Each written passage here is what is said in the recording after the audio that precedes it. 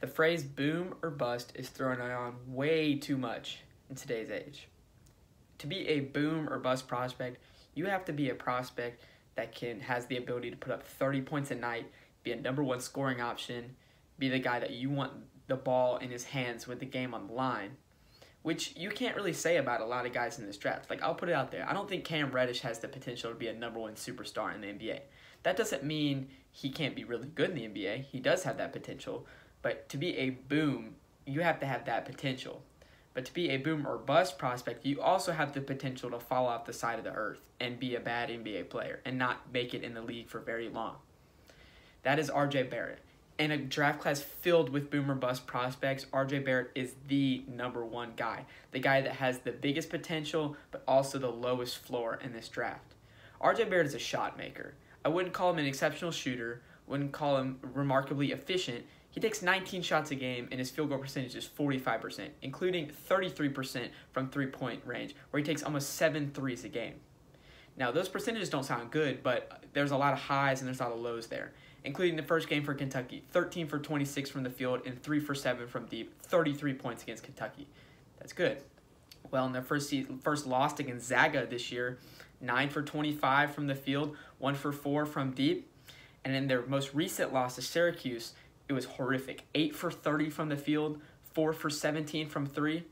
Those games have shown that RJ Barrett doesn't have the ability to recognize when he's off and give the ball up. It's not like Ja Morant at Murray State where he's playing with a whole bunch of guys that are way below his level. He's playing with Cam Reddish and Zion Williamson, and when he knows he's off, he's still taking those shots. If you watch unfiltered film of RJ Barrett, you'll see him just take some shots where you're like, what? Sometimes they go in, but most of the time they don't. So RJ Barrett has that potential because he's a shot maker. And shot makers in the NBA, you look at James Harden, Russell Westbrook, guys that come up the most that are just all around great scorers, Kevin Durant, make it in the NBA. But those are guys that can make those shots.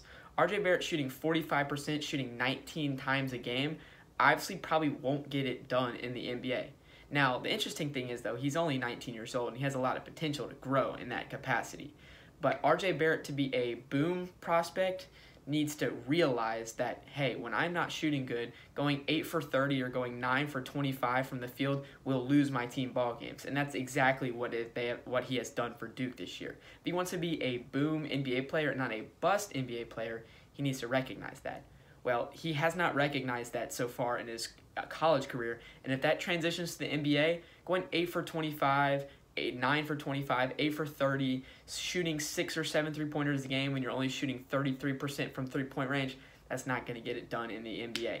RJ Barrett can be a great NBA player if he recognizes when he should shoot and when he not should shoot. He does not have a filter right now, and that's concerning considering the fact that he has great players around him, and he'll have great players around him in the NBA to make shots when he's not on as well. Look at other guys in this draft. Zion Williamson can fall back on his sheer athleticism and dominating physical structure if he doesn't turn out to be the scorer that everyone hopes he is. Cam Reddish can just turn back on being a spot-up three-point shooter if his all-around game doesn't really work out in the NBA.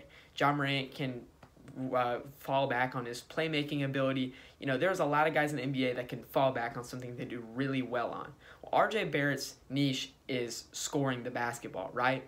And if he can't score the basketball, which is something we've seen this year, his team will lose games. He won't stop trying to score the basketball, and he's got really nothing to fall back on. So if he starts scoring the basketball, which he's really good at when he can do, he'll be a great NBA player. But if not, he might be a bust. The biggest boom or bust prospect, let me know who you think that is. I think it's RJ Barrett. Stay tuned for more videos about the 2019 NBA draft class.